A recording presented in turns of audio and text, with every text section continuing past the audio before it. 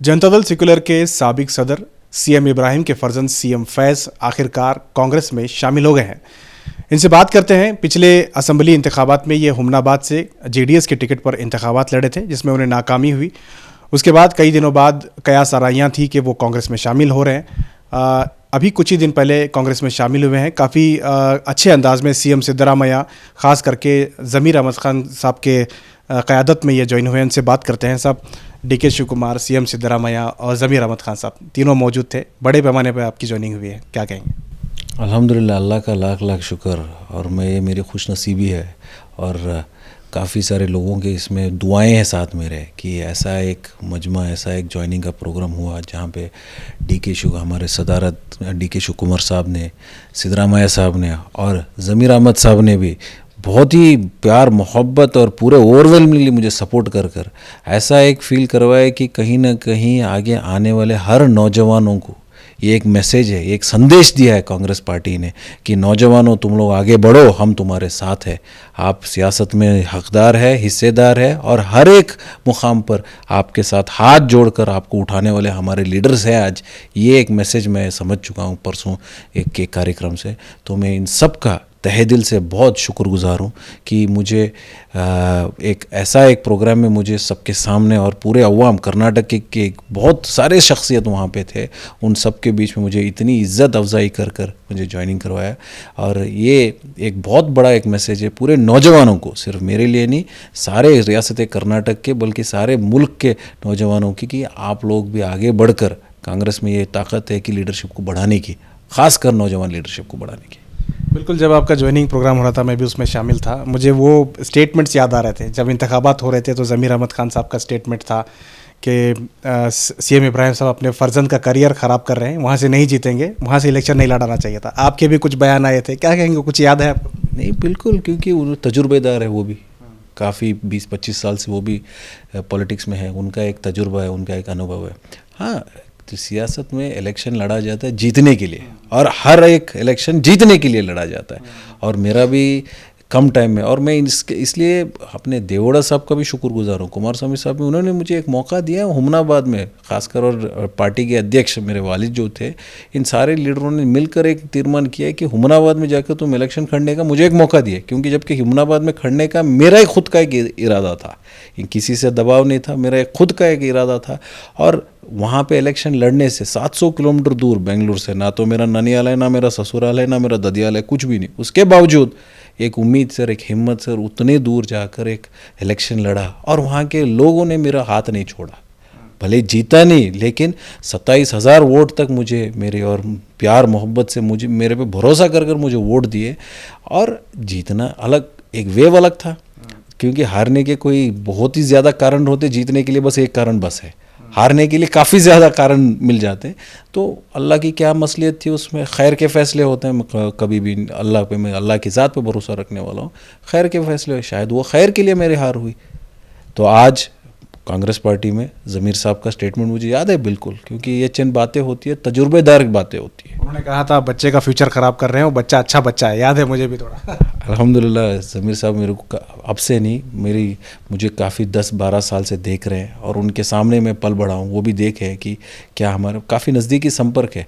भले ही पार्टी अलग अलग थे, लेकिन उनका और हमारा तो करीब 15 साल से मैं समझता हूँ, हमारे वालिद साहब के साथ, सबके साथ उनका यहाँ मिलना करना, सब साथ में रहते थे। क्या है, पार्टी अलग है, सियासी अलग है, लेकिन दोस्ती कभी भी रिश्ते बरकरार रहती है।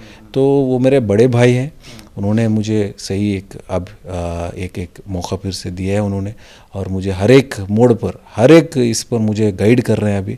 और इंशाल्लाह आने वाले दिनों में मैं ये समझता हूँ कि उनकी भी लीडरशिप बहुत आगे तक जाएगी, क्योंकि जिस हिसाब से, जिस हिम्मत से वो आगे बढ़कर हर एक चीज़ में हिस्सेदारी ले रहे हैं। और उनका भी एक ये है कि नौजवान, ख़ासकर मुस्लिम कौम में, मुसलमानों में नौजवान आगे बढ़कर लीडरशिप लेना है।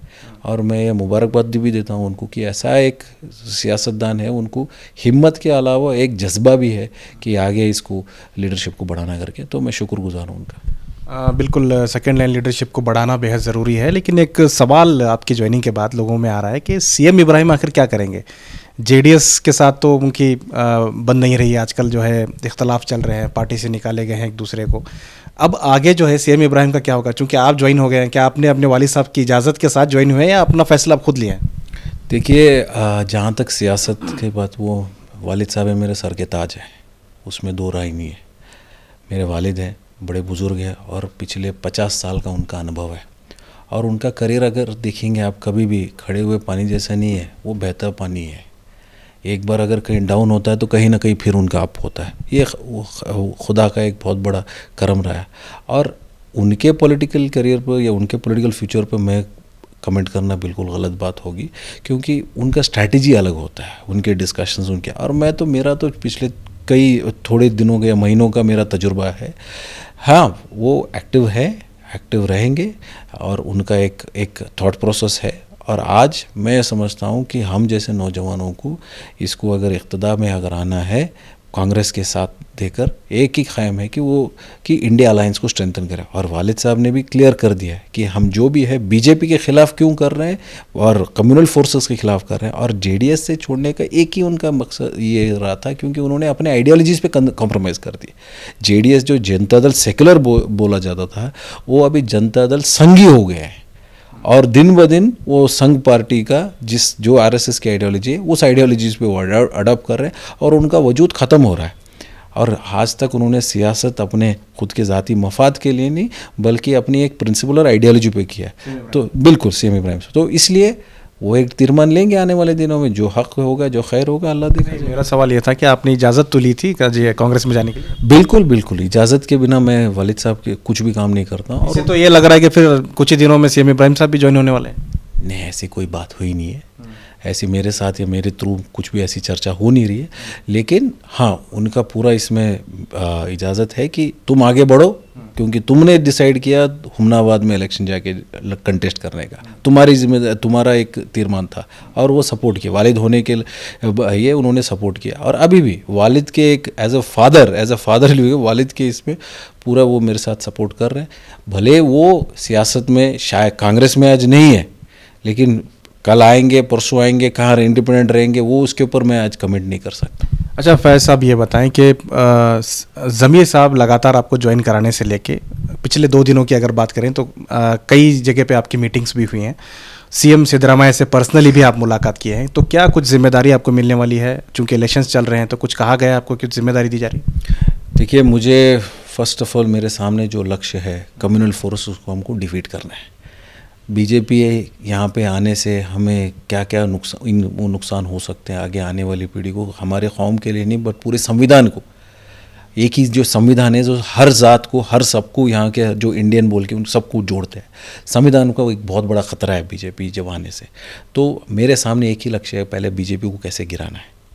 तो इसको अगर गिराने के एक लक्ष्य से पार्टी मेरे लायक जो भी समझकर मेरे पे जिम्मेदारी, मैं वो जिम्मेदारी लेने तैयार हूँ। कर्नाटक में किसी भी कोने में जाकर अगर प्रचार करना है, बेंगलुरु से लेकर चामराजनगर, बीदर से लेकर चामराजनगर तक अगर जाना है, कहीं पे भी कोई सी भी कॉन्स्टिट्यूंसी में अगर पार्टी मेरे पे जिम्मेदारी देगी, मैं ज़रूर जाके उसके ऊपर पूरी मेहनत कर कोशिश कर पार्टी को जिताने की कोशिश करूँगा। और रहा सवाल हुमनाबाद, बीदर, मेरा उधर ऑलरेडी एक ग्राउंड है, लोग मुझे वहाँ पे पहचानते हैं। अल्हम्दुलिल्लाह यहाँ बेंगलुरु सेंट्रल में भी एक थोड़ा बहुत लोग हमें ये करते हैं। तो जिधर भी पार्टी मुनासिब समझे, इस मेहनत करने के लिए मैं तैयार हूँ। अभी चूंकि कर्नाटक में सिर्फ एक ही मुस्लिम उम्मीदवार को टिकट दी गई है कांग्रेस की तरफ से, मंसूर खान को, तो ज़्यादातर लीडरान का यह है कि एक चैलेंज लिए हैं कि इस उम्मीदवार को इस बार जिताना है। तो बेंगलुरु सेंट्रल के लिए आपकी क्या हिकमत अमली है, कुछ करना चाह रहे हैं आप, क्या करना चाह रहे हैं?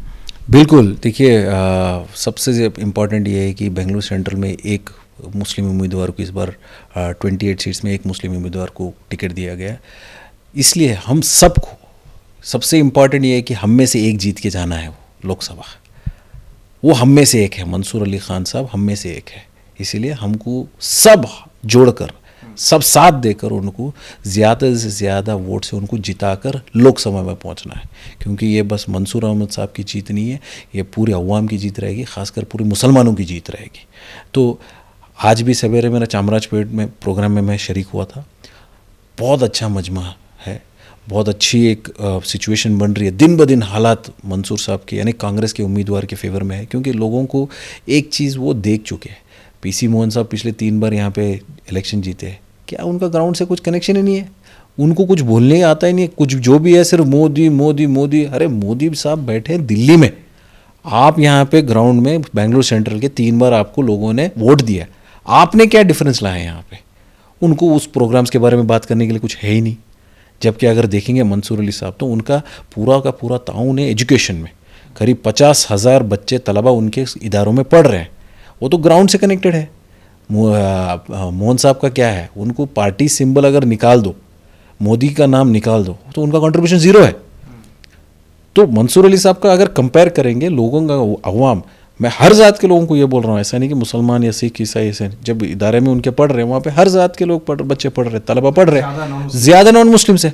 तो उनका कंट्रीब्यूशन ऑलरेडी उन्होंने एस्टैब्लिश कर चुके हैं, और कंट्रीब्यूशन करने के बाद वो लोगों के बीच में आकर वोट मांग रहे हैं कि इस बार मंसूर अली खान के लिए, इस बार कांग्रेस के उम्मीदवार के लिए आप वोट डालकर बीजेपी के जो नॉन परफॉर्मिंग पीसी मोहन साहब हैं इनको हटाइए।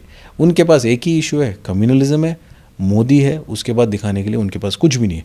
तो अब की बार ऐसा लग रहा है कि बेंगलुरु सेंट्रल लोग यहाँ जाग चुके हैं, लोगों को पूरी इसमें ये मुतमईन है कि इस बार एक बदलाव लाकर एक नए युवा को एक मौका देकर जिताने की पूरी कोशिश करनी चाहिए। और पूरे इम्कानात ऐसे लग रहे हैं कि सर्वज्ञान नगर में भी अच्छे इम्कानात हैं, और वहाँ से मुझे तो पूरी उम्मीद है कि जार साहब मेहनत कर रहे हैं और वो मिलकर 70-80 हज़ार वोट तो लीड वहीं से मिलेंगे। और आज मैं जमीर अहमद साहब का स्टेटमेंट भी देखा कि उन्होंने एक चैलेंज लिया है, क्योंकि वो उस्तवारी हैं इस बेंगलुरु सेंट्रल के, उन्होंने चैलेंज लिया है कि यहाँ से भी 70-80 हज़ार वोट का लीड देंगे चामराजपेट में, ये भी हो जाएगा। और दिन ब दिन माधेपुरा में वहाँ पे सब ग्राउंड कवर होते आ रहा है, क्योंकि क्या है, सोशल मीडिया का एक प्लस भी है माइनस भी है। भले गलत अफवाहें सोशल मीडिया में फैलाते हैं, लेकिन सोशल मीडिया में और इंटरनेट के डिजिटल एज में सही न्यूज़ भी बाहर निकल आती है, तो लोग समझदार हैं। और बीजेपी का ये जो प्रोपेगेंडा पूरा फेल हो रहा है, दिन ब दिन फेल हो रहा है। बस जो भी है छोटे मोटे ये इश्यूज़ लेके चल रहे हैं, मेजर इश्यूज़ पे उनका है ही नहीं है। बहुत बहुत शुक्रिया फैज साहब, आपको बहुत बहुत मुबारक हो, आप कांग्रेस ज्वाइन किए हैं। एक नया टारगेट, एक नई उम्मीद और एक नया चैलेंज लेके सीएम फैज साहब कांग्रेस शामिल हुए हैं। और ऐसे वक्त में जबकि पूरे मुल्क में इंतखाबात चल रहे हैं और कर्नाटक के इंतखाबात काफ़ी अहम हैं। कर्नाटक इंतखाबात में कांग्रेस का कहना है कि वो 18 से 20 सीटों पर कामयाब होने वाली है। ऐसे में बीजेपी भी पूरे ज़ोर शोर के साथ यहाँ पर इंतखाबात लड़ रही है। बीजेपी अपने 24-25 सीटें जो इस वक्त उनके मौजूद हैं उसे बचाने की कोशिश में है। कुल मिला के देखना होगा कि सीएम फैज़ किस तरह से आगे बढ़ेंगे और क्या इंतखाबात में इनका रोल रहेगा। चूँकि ज़मीर अहमद खान साहब के क़यादत में ज्वाइन होने के बाद काफ़ी इनके मीटिंग्स भी हुए हैं और लगातार वज़ीर आला से भी इनकी मुलाकात हुई है। अब देखना होगा कि किस तरह से आगे हिकमत अमली होती है। बहरहाल इंतखाबात के दौरान सीएम इब्राहिम साहब के फ़र्जंद का कांग्रेस में शामिल होना, कहीं ना कहीं सीएम इब्राहिम साहब के फ़र्जंद फैज़ का भी इसमें फ़ायदा है और कहीं ना कहीं इनकी वजह से पार्टी को भी कुछ ना कुछ फ़ायदा हो सकता है। कैमरा पर्सन समीर के साथ शाहिद काजी, बेंगलुरु।